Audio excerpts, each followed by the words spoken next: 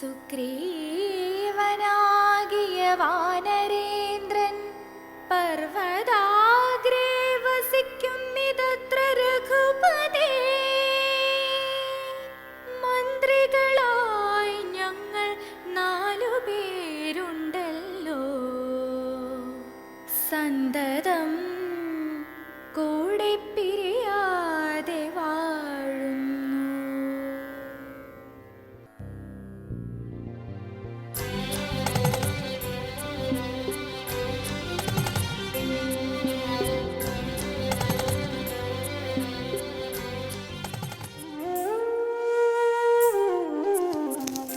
എന്താ മഹാരാജൻ,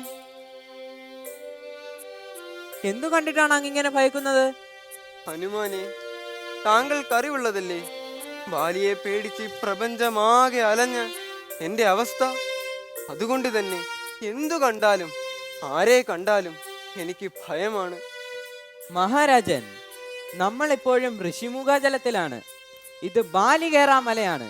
ഇവിടെ കേറിയാൽ പിന്നെ ജീവനോടുണ്ടാവില്ലെന്ന് ബാലിക്കറിയാം. പിന്നെ എങ്ങനെ ബാലി ഇങ്ങോട്ട് വരാൻ? ബാലി തന്നെ വരണമെന്നില്ലല്ലോ, പകരം കരുത്തരായ ആരെങ്കിലും അയച്ചാൽ പോരെ. ദാദാ, അകലെ ആ മാതംഗവനത്തിൽ നോക്കൂ. ആജാനുബാഹുക്കളായ അവർ ബാലിയുടെ ചാരന്മാരല്ലെന്ന് എങ്ങനെ പറയാനാകും? തേജസ്വികളും കരുത്തരും ആയുധധാരികളുമാണ്. എങ്കിലും ബാലിയുടെ ചാരന്മാരാണെന്ന് തോന്നുന്നില്ല. ഹനുമാനെ, ഗൂഢസഞ്ചാരികളെ ശത്രുക്കളെ ഏവരും മനസ്സിലാക്കി വെക്കണം. ഈ ഋഷ്യമുഖാചലത്തിൽ ബാലിക്ക് സ്വയം പ്രവേശിക്കാനാവില്ലെന്നേ ഉള്ളൂ. എങ്ങും സൗഹൃദങ്ങളുള്ള പ്രതാപിയായ രാജാവാണ് ഞാൻ. അതുകൊണ്ട് ഏതന്യദേശത്തു നിന്നും ആരെയും വരുത്തി നമുക്ക് നേരെ നിയോഗിക്കാൻ അയാൾക്ക് കഴിയും. അതുകൊണ്ട് തന്നെ നമ്മൾ വേണ്ട മുൻകരുതലുകൾ എടുക്കണം.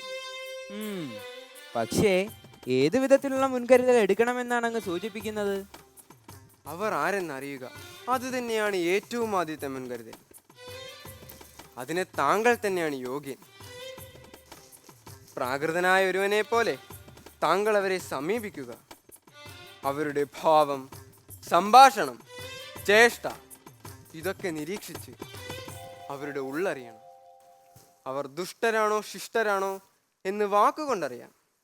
ശിഷ്ടരും നിർമ്മല ഹൃദയമാണെന്ന് വ്യക്തമായാൽ എൻ്റെ പ്രതിനിധിയായി അവരോട് സംസാരിക്കുക. അങ്ങനെ ചെയ്യാം പ്രഭു. ഈ വേഷം മാറിയേക്കാം.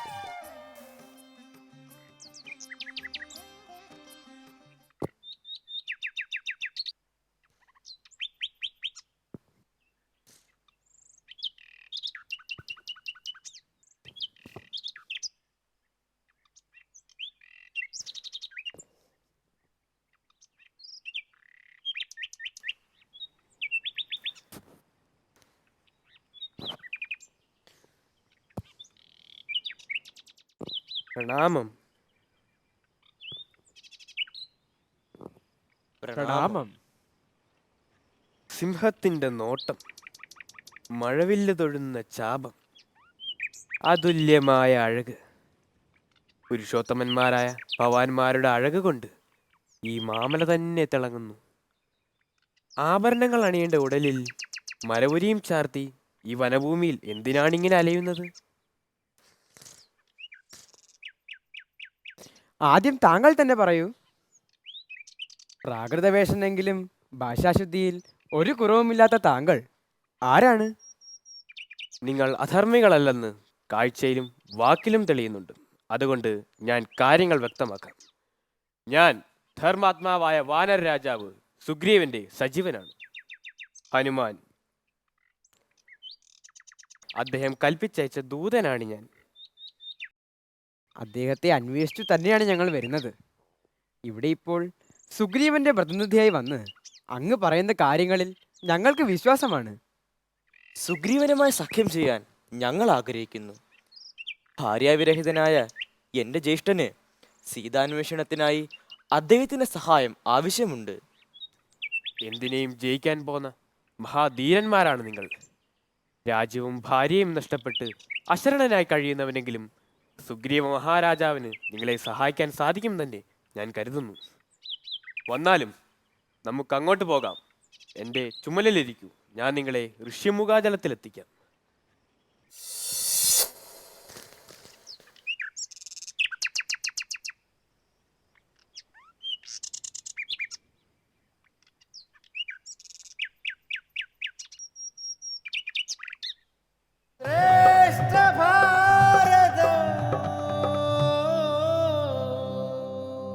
വ്യാസവിദ്യാപീഠം ഇന്ന് വാദിക്കാൻ പോകുന്നത് ആയുധ പരീക്ഷാ സന്ദർഭത്തിൽ കർണൻ സൂതപുത്രനാണെന്ന പേരിൽ കൃപർ, ഭീമൻ മുതലായവർ പരിഹസിച്ചത് ശരിയാണെന്നാണ് നിങ്ങൾ വാദിക്കുക. അത് തെറ്റാണെന്ന് അമൃത വിദ്യാലയം കൊയിലാണ്ടി വാദിക്കും. തയ്യാറാണല്ലോ? വിഷയം പൂർണ്ണമായിട്ട് മനസ്സിലായല്ലോ? ഓക്കെ, നിങ്ങളുടെ സമയം ഇതാരംഭിക്കുന്നു. ആയുധ പരീക്ഷാ സന്ദർഭത്തിൽ കൃപാചാര്യർ കർണനോട് അദ്ദേഹത്തിൻ്റെ കുലത്തെപ്പറ്റിയും രാജ്യത്തെപ്പറ്റിയും ചോദിച്ചത് തീർച്ചയായും ശരിയാണ്. കാരണം യുദ്ധത്തിന് ഒരു നിയമമുണ്ട്. സമന്മാർ തമ്മിൽ മാത്രമേ ഏറ്റുമുട്ടാൻ പാടുള്ളൂ. അതായത് ഒരു രാജാവ് അദ്ദേഹത്തിനു സമനായ മറ്റൊരു രാജാവിൻ്റെ കൂടെ മാത്രമേ ഏറ്റുമുട്ടാൻ പാടുള്ളൂ. അപ്പോൾ ഈ ആയുധ പരീക്ഷാ സമയത്ത് ആദ്യം ഭീമനും ദുര്യോധനും ഏറ്റുമുട്ടി. കാര്യം അവർ സമന്മാരാണ്. അവരുടെ ഏറ്റുമുട്ടലിനു ശേഷം അർജുനൻ്റെ ഗംഭീരമായ അസ്ത്രശസ്ത്ര പ്രയോഗമുണ്ടായിരുന്നു. അർജുനൻ്റെ അസ്ത്രപ്രയോഗം കഴിഞ്ഞപ്പോൾ കർണൻ ആ വേദിയിൽ ആരാലും ക്ഷണിക്കപ്പെടാതെ കടന്നു വരികയും ആരാരും ക്ഷണിക്കപ്പെടാതെ കടന്നു വന്നു എന്ന് പറഞ്ഞല്ലോ. ഒരു പ്രത്യേക സന്ദർഭത്തിലാണ് അവിടെ കർണൻ കടന്നു വന്നത്. ആരെയും ബുദ്ധിമുട്ടിക്കാതെയാണ് അവിടെ കടന്നു വന്നത്. പക്ഷേ അവിടെ വന്നതിന് ശേഷം അർജുനനെ വെല്ലുവിളിക്കുകയും എന്തുകൊണ്ട് വെല്ലുവിളിച്ചൂടാ? ഈ വിദ്യ എന്ന് പറഞ്ഞത് എല്ലാവർക്കും തുല്യമാണ്, അല്ലേ? അതെ, സമ്മതിച്ചു. വിദ്യ എന്ന് പറഞ്ഞത് എല്ലാവർക്കും തുല്യമാണ്. അത് കർണനായാലും അർജുനനായാലും അതിൽ ആർക്കും ഒരു വ്യത്യാസമൊന്നുമില്ല. വിദ്യ എല്ലാവർക്കും തുല്യമാണ്. അത് പ്രദർശിപ്പിക്കാനുള്ള ഇവിടെ അവസരമാണ് നമ്മൾ പറയുന്നത്. ഇവിടെ ആരാണ് ക്ഷണിക്കപ്പെടാതെയാണ് കർണൻ കേടി വരുന്നത്. പിന്നെ ഇവിടെ കുലമാണ്. ഒരു രാജ്യത്ത് ഏത് തരത്തിലുള്ള മത്സരം നടക്കുന്നുണ്ടെങ്കിലും ആ രാജ്യത്തെ ഒരു പൗരൻ എന്ന നിലയ്ക്ക് കർണൻ അതിൽ പങ്കെടുക്കാനുള്ള അവകാശമുണ്ട്. എല്ലാം നിരസിക്കാൻ കഴിയുമോ? ഞാൻ ഇടപെടുന്നു. അമൃത വിദ്യാലയം ഈ വിഷയത്തിൽ ആയുധ പരീക്ഷാ സന്ദർഭത്തിൽ കർണനെ സൂതപുത്രൻ എന്ന് പരിഹസിച്ചതിനെ കുറിച്ചാണ് നമ്മൾ സംസാരിച്ചുകൊണ്ടിരിക്കുന്നത്. വിഷയത്തിലേക്ക് വരാം, തുടങ്ങാം. ഭീമൻ പരിഹസിച്ചല്ലോ, സൂതപുത്ര സൂതപുത്ര എന്ന് വിളിച്ച് ആക്ഷേപിച്ചല്ലോ. അത് ശരിയാണെന്ന് നിങ്ങൾക്ക് തോന്നുന്നുണ്ടോ? തീർച്ചയായും തോന്നുന്നുണ്ട്. എന്തുകൊണ്ട്? എന്ത് കാരണം? കാരണം യുദ്ധത്തിന്റെ നിയമം തന്നെ ഇവിടെ പറഞ്ഞു. യുദ്ധത്തിന് അങ്ങനെയുള്ള നിയമം നമ്മൾ മാറ്റുകയാണ് വേണ്ടത്. ധാർമ്മികമായിട്ടുള്ള നിയമമാണ് അവിടെ പാലിക്കേണ്ടത്. ഇടപെടട്ടെ. ഇപ്പൊ നമുക്ക് മഹാഭാരതം മാറ്റാൻ സാധിക്കില്ല, അതുകൊണ്ട് നമുക്ക് വിഷയത്തിലേക്ക് വരാം. പക്ഷെ നിയമം മാറ്റാമല്ലോ. അല്ല, നിയമം നമുക്ക് മാറ്റാൻ പറ്റില്ല. മഹാഭാരതം കഴിഞ്ഞുപോയി. ഇനി വരുന്ന മഹാഭാരതത്തിൽ നമുക്ക് നോക്കാം. തുടരാം. നിങ്ങൾ പറഞ്ഞു നിയമം മാറ്റണമെന്ന്. അങ്ങനെ മാറ്റുകയാണെങ്കിൽ യുദ്ധത്തിൻ്റെ മുഴുവൻ നിയമവും നമുക്ക് മാറ്റേണ്ടി വരും. അത് മാറ്റാൻ സാധിക്കാത്ത കാര്യമാണ്. അത് മഹാഭാരതമാണ്. ദ്വന്ദ്വ യുദ്ധത്തിന്റെ നിയമം പറഞ്ഞല്ലോ. രാജാക്കന്മാർ തമ്മിൽ യുദ്ധം ചെയ്യണം. സമനായ രാജാവിനോട്. ശാസ്ത്രപ്രകാരം 3 തരത്തിലുള്ള രാജാക്കളുണ്ട്. 1 ശൂരതയുടെ അടിസ്ഥാനത്തിൽ, 2 സൈന്യബലത്തിന്റെ അടിസ്ഥാനത്തിൽ, 3 രാജകുലത്തിൽ പിറന്നോ എന്നതിന്റെ അടിസ്ഥാനത്തിൽ. ഇവിടെ കർണന് ശൂരതയുണ്ട്. അദ്ദേഹം എന്തുകൊണ്ട് ഒരു രാജാവായിക്കൂടാ? ഒരു രാജാവിനുള്ള ഒരു ഗുണം കർണനുണ്ടല്ലോ. അതുപോലെ തന്നെ ആയുധ പ്രകടിപ്പിക്കുന്ന സന്ദർഭത്തിൽ കർണൻ തൻ്റെ കഴിവ് കൊണ്ട് അർജുനനേക്കാൾ ഒരു പടി മുകളിലാണുള്ളത്. അല്ലാതെ നിരസിക്കാൻ കഴിയില്ലല്ലോ. കഴിയും. എന്തുകൊണ്ട്? കാരണം പറയൂ. കർണന് അപകർഷതാബോധമുണ്ട്, പക്ഷെ അർജുനന് അതില്ല. മഹാഭാരതം വായിച്ചു നോക്കിയാൽ നമുക്ക് മനസ്സിലാക്കാൻ കഴിയും. അപകർഷതാബോധം നിറഞ്ഞു നിൽക്കുന്ന ഒരു കഥാപാത്രമാണ് കർണൻ്റേത്. ആ ഒരു അപകർഷതാബോധമാണ് അദ്ദേഹത്തെ ആ വേദിയിൽ വരാനും അദ്ദേഹം വലിയ കേമനാണ്, ശക്തിമാനാണെന്ന് മറ്റുള്ളവരെ മുന്നിൽ തെളിയിക്കാനും അദ്ദേഹത്തിന് പ്രചോദനം നൽകിയത്. ഒരു യോദ്ധാവ് ഒരിക്കലും അത് ചെയ്യാൻ പാടില്ല. അദ്ദേഹത്തെ ആരും ക്ഷണിച്ചിട്ടില്ല ആ വേദിയിൽ. അത് പാണ്ഡവരുടെയും കൗരവരുടെയും സ്ഥലമാണ്. അപ്പോൾ അവിടെ കടന്നു വരേണ്ട ഒരു അവകാശവും കർണനില്ല. കർണൻ അവകാശം ഉണ്ടാവില്ല. പക്ഷെ രാജകുമാരന്മാരുടെ ആയുധ അഭ്യാസ സന്ദർഭമാണെങ്കിൽ എന്തുകൊണ്ട് കൃപാചാര്യരും ദ്രോണാചാര്യരും അദ്ദേഹത്തിന് അവസരം കൊടുത്തു? അങ്ങനെ ചെയ്യാൻ ഒരിക്കലും പാടില്ലായിരുന്നു. കർണൻ ആരും ക്ഷണിക്കാതെ കടന്നു വന്നതാണെങ്കിൽ കർണൻ ഒരിക്കലും അങ്ങനെ ചെയ്യരുതായിരുന്നു. ക്ഷമിക്കണം, കർണനല്ല, ദ്രോണാചാര്യരും കൃപാചാര്യരും അവസരം നിഷേധിക്കുകയാണ് വേണ്ടത്. എന്തുകൊണ്ട് അവരത് ചെയ്തു? അവസരം നിഷേധിക്കാൻ വേണ്ടിയാണ് അത് ചോദിച്ചത്. അവസരം നിഷേധിക്കാൻ വേണ്ടി തന്നെയാണ് അവസരം നിഷേധിക്കാൻ വേണ്ടിയല്ല.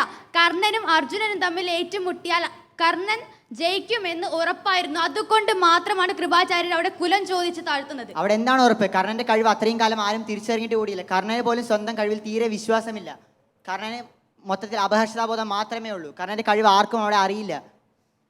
നിങ്ങൾ പറയുന്നത് കർണൻ സ്വാർത്ഥനാണെന്നാണോ? അല്ല, കർണന് അപകർഷതാബോധം ഉണ്ടെന്ന് മാത്രമാണ് ഞാൻ പറയുന്നത്. ഈ അഭ്യാസ പ്രകടനത്തിന് ശേഷം മാത്രമാണ് കർണൻ ഒരു അധർമ്മിയായിട്ടും ഒക്കെ ചിത്രീകരിക്കുന്നത്. അതിനു മുൻപ് കർണൻ ആരായിരുന്നു നിങ്ങൾക്കറിയാമോ? ഒരിക്കലും ഒരു അധർമ്മി ആയിരുന്നില്ല. കാരണം കർണൻ എല്ലാ സന്ദർഭത്തിലും കർണൻ അവഹേളിക്കപ്പെടുകയായിരുന്നു ചെയ്യുന്നത്. അവസാന മിനിറ്റിലേക്ക് കടക്കുകയാണ്. ഇവിടെ അപമാനിച്ചത്, പരിഹസിച്ചത് അത് ശരിയാണെന്ന് നിങ്ങളും ശരിയല്ല എന്ന് നിങ്ങൾക്കും പറയാനുള്ള അവസാനത്തെ ഒരു മിനിറ്റാണ്. കർണൻ അധർമ്മം ചെയ്തിട്ടുണ്ട്. അദ്ദേഹം വിദ്യ നേടിയത് വരെ കള്ളം പറഞ്ഞിട്ടാണ്. വിദ്യ നേടുന്നത് എന്തുകൊണ്ട് കള്ളം പറഞ്ഞു നോക്കൂ? എന്തുകൊണ്ട് അദ്ദേഹത്തിന് വിദ്യ നൽകിയില്ല? അദ്ദേഹത്തിന് വിദ്യ നൽകിയില്ല. ദ്രോണാചാര്യർ കർണൻ സ്വീകരിച്ചില്ലല്ലോ, അതുകൊണ്ടാണ്. അതുപോലെ സൂതപുത്രനാണ് സത്യം പരശുരാമനോട് പറഞ്ഞിട്ടില്ല കർണൻ. വിദ്യ ഏത് രീതിയിൽ ആരിൽ നിന്നും എങ്ങനെ നേടി എന്നതൊന്നും ഇവിടെ വിഷയമല്ല. കർണൻ അപമാനിച്ചതാണ് ഇവിടെ വിഷയം. അപമാനിച്ചല്ലോ, പ്രവർത്തിച്ചിട്ടില്ല എന്ന് പറഞ്ഞു. ഇത് ഗുരുവിന്റെ അനുവാദത്തോടെയാണ് വിദ്യ നേടേണ്ടത്. അപ്പോൾ ഈ സന്ദർഭത്തിൽ ഈ വാദം പറഞ്ഞാണ് മാതാപിതാ ഗുരു ദൈവം എന്നാണ്. ആ ഗുരുവിനോട് കള്ളം പറഞ്ഞിട്ടാണ് കർണൻ വിദ്യ നേടിയത്. അപ്രസക്തമായ ചോദ്യങ്ങളാണ്. ഇവിടെ അപമാനിച്ചത് ഭീമസേന അപമാനിച്ചല്ലോ, അത് തെറ്റല്ലേ? ശരിയാണെന്ന് പറയാൻ പറ്റുമോ? ആ പറ്റും. ഏത് രീതിയിൽ? ഭീമസേന സൂതപുത്ര എന്ന് വിളിച്ച് അപമാനിച്ചല്ലോ. സൂതപുത്രനെ അല്ലാതെ പിന്നെ എന്താണ് വിളിക്കേണ്ടത്? ഒരു ക്ഷത്രിയനുള്ള എല്ലാ ഗുണവും കർണൻ അവിടെ പ്രകടിപ്പിച്ചു.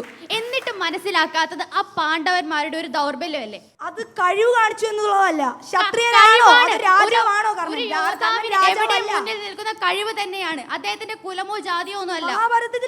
മഹാഭാരതത്തിൽ കുറെ അധർമ്മവും കള്ളത്തരവും കാണിച്ചിട്ടുള്ള ഒരു കഥാപാത്രമാണ് കർണന്റേത്.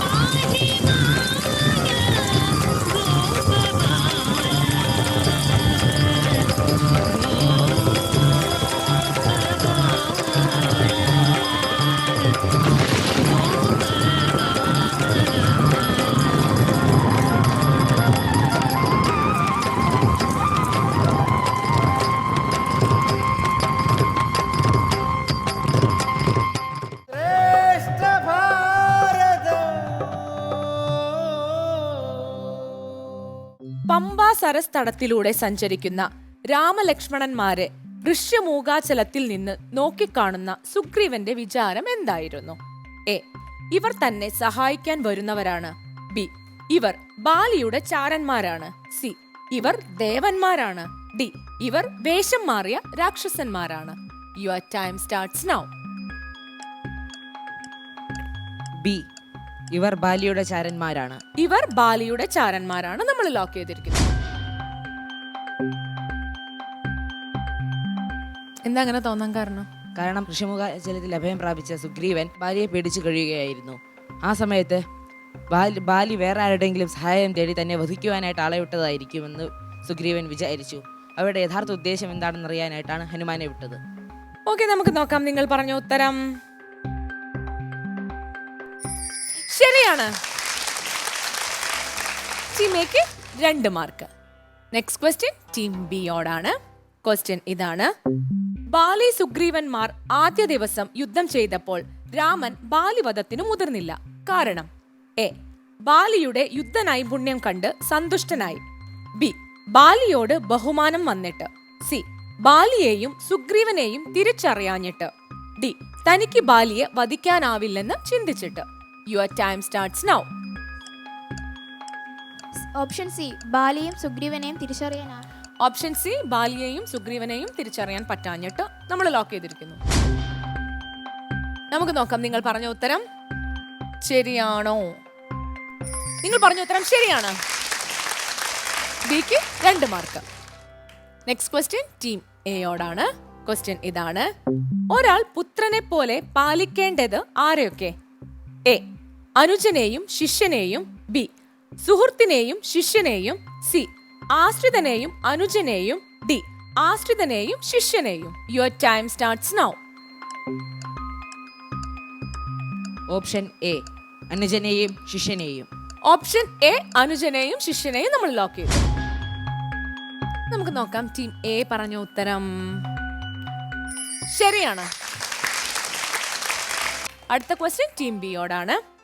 സുഗ്രീവനുള്ള സന്ദേശം ലക്ഷ്മണന് പറഞ്ഞു കൊടുക്കുന്ന സന്ദർഭത്തിൽ രാമൻ നിർവചിക്കുന്ന പുരുഷാധമൻ എപ്രകാരമുള്ളവനാണ്? എ. സ്ത്രീ വാക്കിൽ മതിമറക്കുന്നവൻ. ബി. സ്ത്രീ ഹത്യ ചെയ്യുന്നവൻ. സി. മിത്രങ്ങൾക്ക് വാക്കുകൊടുത്ത് പാലിക്കാതിരിക്കുന്നവൻ. ഡി. മിത്രങ്ങളെ ചതിയിൽപ്പെടുത്തി വഞ്ചിക്കുന്നവൻ. Your time starts now. Option C, മിത്രങ്ങൾക്ക് വാക്കുകൊടുത്ത് പാലിക്കാതിരിക്കുന്നവൻ. ഓക്കെ, നമുക്ക് ലോക്ക് ചെയ്യാം. ഓപ്ഷൻ സി, മിത്രങ്ങൾക്ക് വാക്കുകൊടുത്ത് പാലിക്കാണ്ടിരിക്കണ ആള്. നമുക്ക് നോക്കാം. നിങ്ങൾ പറഞ്ഞ ഉത്തരം ശരിയാണ്. ടീം ബിക്ക് 2 മാർക്ക്. നെക്സ്റ്റ് ക്വസ്റ്റ്യൻ ടീം എയോടാണ്. ക്വസ്റ്റ്യൻ ഇതാണ്: ഹനുമാന്റെ മാതാവിന്റെ പേര്? A. Merudatta. B. Anjana. C. Pushpavati. D. Nikhila. Your time starts now. Option B, Anjana. Option B, Anjana. നമ്മൾ ലോക്ക് ചെയ്തിരിക്കുന്നു. എങ്ങനെയാണ് ഹനുമാൻ വായുപുത്രനാവുന്നതെന്ന് അറിയാമോ? വായുദേവന്റെ അംശമാണ് ഹനുമാൻ. ആ. ആ അംശമാണ് അഞ്ജനയുടെ ഗർഭത്തിൽ പ്രവേശിക്കുന്നതും അങ്ങനെയാണ് ഹനുമാൻ വായുപുത്രനാകുന്നതും. അഞ്ജനയുടെ മകനായതിനാൽ ആഞ്ജനേയൻ എന്നും ഹനുമാനെ വിളിക്കുന്നുണ്ട്. Good, very good. ഏ പറഞ്ഞ ഉത്തരം ശരിയാണ്. എക്ക് 2 മാർക്ക്. നെക്സ്റ്റ് ക്വസ്റ്റ്യൻ ടീം ബിയോടാണ്. ക്വസ്റ്റ്യൻ ഇതാണ്: സുഗ്രീവൻ സീതാന്വേഷണത്തിനായി ദക്ഷിണ ദിക്കിലേക്ക് അയച്ച വാനര സൈന്യത്തിന്റെ നായകൻ ആര്? A. Neelan. B. Jambavan. C. Gavayan. D. Angadan. Your time starts now. B, Jambavan. B, Jambavan lock ചെയ്യട്ടെ? ഓക്കെ, നമ്മൾ ലോക്ക് ചെയ്യുന്നു. ബി, ജാംബവാൻ. നമുക്ക് നോക്കാം. നിങ്ങൾ പറഞ്ഞ ഉത്തരം തെറ്റാണ്. ബി ഉത്തരം പറഞ്ഞില്ല. സോ ആ ക്വസ്റ്റ്യൻ എക്ക് കൈമാറുകയാണ്. ക്വസ്റ്റ്യൻ അതാണ്: സുഗ്രീവൻ സീതാന്വേഷണത്തിനായി ദക്ഷിണ ദിക്കിലേക്ക് അയച്ച വാനര സൈന്യത്തിന്റെ നായകൻ ആര്? A. Neelan. C. Gavayan. D. Angadan. Your time starts now. Option D, Angadan. Option D, Angadan. Angadan ആരാ? അംഗദൻ ബാലിയുടെ മകനാണ്. അപ്പോഴത്തെ കിഷ്കിന്ധയുടെ യുവരാജാവും. അതുകൊണ്ടാണോ? നായകനാക്കിയത്? കാരണം തെക്ക് ദിശയിലാണ് സീതാദേവിയെ കാണാൻ കൂടുതൽ സാധ്യത എന്നൊരു അഭിപ്രായം ഉയർന്നു വന്നു. അപ്പോൾ കൂടുതൽ ചുമതലാബോധമുള്ള ഒരാളായി സുഗ്രീവൻ അംഗദനെ നിയമിച്ചു. ബാക്കിയുള്ള 3 പേരും അംഗദനെ സഹായിക്കുകയാണ് ചെയ്തത്. നമുക്ക് നോക്കാം. ടീം എ പറഞ്ഞ ഉത്തരം ശരിയാണ്.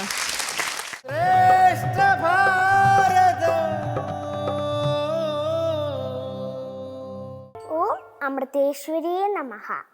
ഋഷിഭിർബഹുധാ ഗീതം ഛന്ദോഭിർവിവിധൈ പൃഥക് ബ്രഹ്മസൂത്രപദൈശ്ചൈവ ഹേതുമത്പർവിനിശ്ചിതൈ. ശ്രീമദ് ഭഗവത്ഗീതയിലെ 13-ാം അധ്യായമായ ക്ഷേത്രജ്ഞ വിഭാഗ യോഗത്തിലെ 5-ാം ശ്ലോകമാണിത്.